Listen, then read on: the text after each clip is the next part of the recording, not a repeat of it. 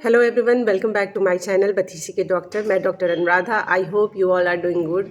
आज इस वीडियो में हम दांत में होने वाली झंझनाहट यानी सेंसिटिविटी के बारे में बात करेंगे कि आखिर दांत में सेंसिटिविटी क्यों हो जाती है, इसका कारण क्या है और इसके बचाव के लिए हम क्या कर सकते हैं। तो दांत में सेंसिटिविटी से बचाव के लिए हम वीडियो के लास्ट में कुछ टिप्स देंगे, तो इसको जानने के लिए आप वीडियो को लास्ट तक ज़रूर देखें। और अगर मेरे चैनल को सब्सक्राइब नहीं करा है तो सब्सक्राइब करना ना भूलें और बेल आइकन को प्रेस करना ना भूलें, ताकि कोई भी मेरी नई वीडियो आए तो आप तक पहुंच सके।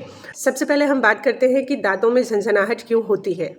जो हमारा दांत है उसमें 3 लेयर होते हैं। जो पहला लेयर होता है जो ऊपर से होता है, हमें दिखता है, उसे इनेमल कहते हैं। और ये एक प्रोटेक्टिंग लेयर होता है हमारे दांत के जो निचले लेयर्स होते हैं उनको बचाने के लिए। जो इनेमल के नीचे वाला लेयर होता है वो डेंटिन होता है, इसमें डेंटाइनल ट्यूब्यूल्स होते हैं।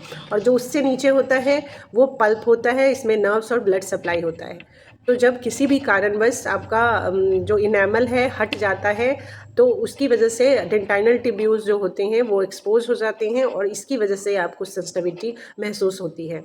या अगर आपका मसूड़ा किसी मसूड़े की बीमारी की वजह से या किसी भी कारणवश मसूड़ा नीचे चला जाता है और दांत का जो जड़ होता है वो मुंह में एक्सपोज हो जाता है, तो उसमें भी आपको सेंसिटिविटी महसूस होती है। क्योंकि जो दांत की जड़ होती है उसके ऊपर सीमेंटम एक लेयर होती है, इनेमल नहीं होती है। तो इनेमल की तरह सीमेंटम एक प्रोटेक्टिंग लेयर नहीं है, तो जब ये एक्सपोज होती है तो आपको सेंसिटिविटी का अनुभव होता है। अब हम जानते हैं कि सेंसिटिविटी क्यों होती है, मतलब इसका कारण क्या है कि इनामल का लेयर हट क्यों जा रहा है और उसकी वजह से आपको सेंसिटिविटी हो रही है।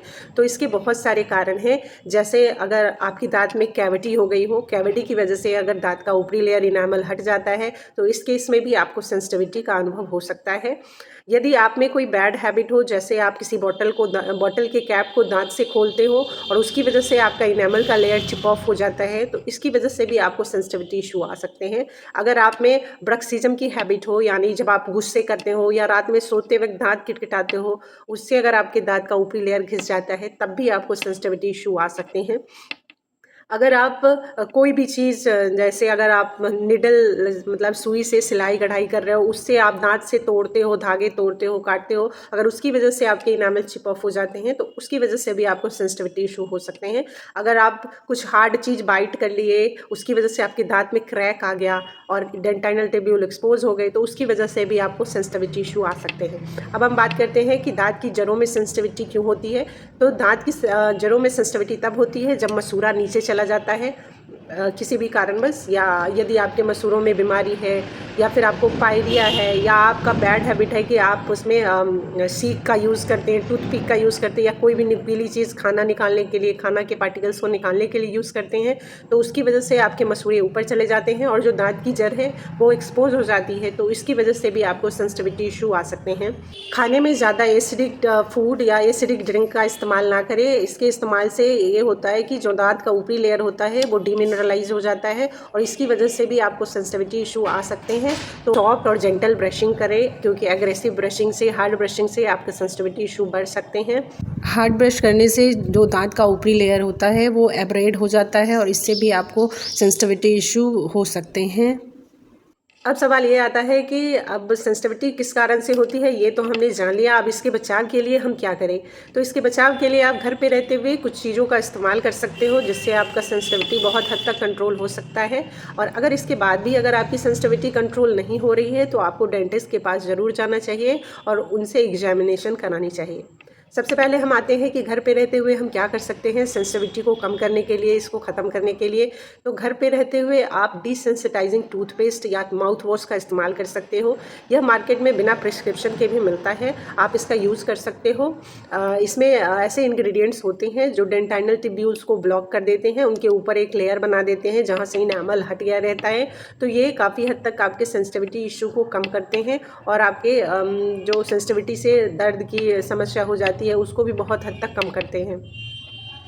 आप फ्लोराइड रिंस का इस्तेमाल कर सकते हैं। फ्लोराइड रिंस कुल्ला करने से आपको जो दांत का ऊपरी लेयर है इनामल वो काफ़ी मजबूत होता है, स्ट्रेंथन होता है और इससे भी आपको सेंसिटिविटी इशू में काफ़ी कमी आती है।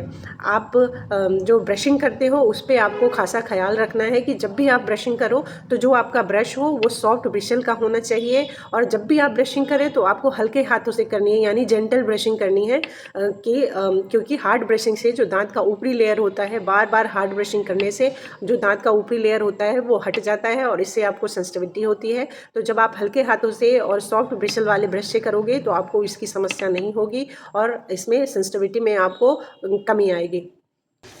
खाने में ज़्यादा एसिडिक फूड या एसिडिक ड्रिंक का इस्तेमाल ना करें। इसके इस्तेमाल से ये होता है कि जो दांत का ऊपरी लेयर होता है वो डीमिनरलाइज हो जाता है और इसकी वजह से भी आपको सेंसिटिविटी इशू आ सकते हैं।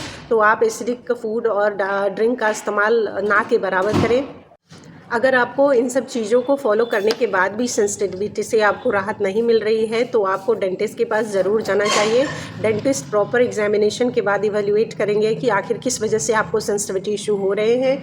यदि आपके दांत में कैविटी होगी तो वो आपके कैविटी को सफाई करके मसाला भर देंगे। अगर आपके दांत क्रैक हो गया रहेगा तो प्रॉपर ट्रीटमेंट के बाद उस पर कैपिंग की ज़रूरत होगी, कैपिंग देंगे। अगर आपके दांतों में गम रिसेशन है उसकी वजह से हो रही है तो वो आपको फ्लोराइड वार्निश या फ्लोराइड जेल का एप्लीकेशन करेंगे, उससे आपकी सेंसिटिविटी इशू ख़त्म हो जाएगी। अगर आपके दांत चिप ऑफ हो गया है तो उस पर डेंटल बॉन्डिंग की एप्लीकेशन करके इससे भी आपकी सेंसिटिविटी इशू ख़त्म हो जाएगी। तो इन सब चीज़ों के लिए आपको डेंटिस्ट के पास ज़रूर जाना चाहिए। अगर घर पे रहते हुए आपके जो चीज़ इस्तेमाल कर रहे हैं उससे आपकी सेंसिटिविटी नहीं जा रही है तो आपको डेंटिस्ट से डेंटल एक्सपर्ट की विज़न में आपको ट्रीटमेंट लेना चाहिए। तो इससे काफ़ी हद तक आपको सेंसिटिविटी इशू से राहत मिलेगी। अगर डेंटिस्ट के द्वारा भी अगर सारे ट्रीटमेंट करने के बाद भी आपको सेंसिटिविटी इशू से राहत नहीं मिल रही है तो फिर डेंटिस्ट आपको आरसीटी की सलाह देंगे, तो उसके करवाने के बाद आपको सेंसिटिविटी इशू से राहत मिल जाएगी। लास्ट बट नॉट लीस्ट, अगर आपको घर पे रहते हुए टूथपेस्ट व माउथ वॉश इस्तेमाल करते हुए सेंसिटिविटी से राहत नहीं मिल रही है तो आपको डेंटिस्ट के पास ज़रूर जाना चाहिए। डेंटिस्ट प्रॉपर एग्जामिनेशन के बाद इवैल्यूएट करेंगे कि आपको क्या ट्रीटमेंट दे सेंसिटिविटी के लिए, क्योंकि उन्हें एग्जामिनेशन के बाद प्रॉपर कॉज का पता चल जाएगा। आप अपने मुंह का ख्याल रखें, ओरल हाइजीन को मेंटेन रखें, सॉफ्ट और जेंटल ब्रशिंग करें क्योंकि एग्रेसिव ब्रशिंग से, हार्ड ब्रशिंग से आपके सेंसिटिविटी इशू बढ़ सकते हैं। तो जेंटल और सॉफ्ट ब्रशिंग करें। आप अपने मुंह में ओरल हाइजीन का प्रॉपर केयर करें क्योंकि अगर आपका ओरल हाइजीन मेंटेन रहेगा तो आपको गम डिजीज़, पायरिया ये सब नहीं होगी और इससे आपका रूट एक्सपोज नहीं होगा और रूट एक्सपोज नहीं होगा तो आपको सेंसिटिविटी इशू नहीं होगी। आप बैड हैबिट जैसे अगर टूथपिक का इस्तेमाल कर रहे हैं या फिर कोई भी नुकीली चीज़ खाना निकालने के लिए कर रहे हैं तो इसका इस्तेमाल ना करें। इसके इस्तेमाल से भी आपके रूट, जो दांत के रूट होते हैं, जड़ होती हैं, वो एक्सपोज हो जाती हैं तो इससे भी आपको सेंसिटिविटी इशू आते हैं। तो आप इनका इस्तेमाल ना करें। आप इनके इस्तेमाल की जगह आप डेंटल फ्लॉस का इस्तेमाल करें, इंटरप्रॉक्सिमल ब्रश का इस्तेमाल करें। अगर आपके दांतों के बीच में खाना फंस रहा है, इन चीज़ों का इस्तेमाल करें तो इन चीज़ों से आपको सेंसिटिविटी इशू में काफ़ी राहत मिलेगी। Thank you.